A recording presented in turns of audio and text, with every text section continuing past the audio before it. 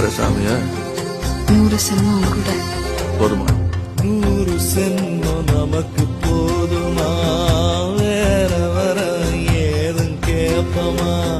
சகாவரம் கேப்போம் அந்த சாமிய, அந்த சாமி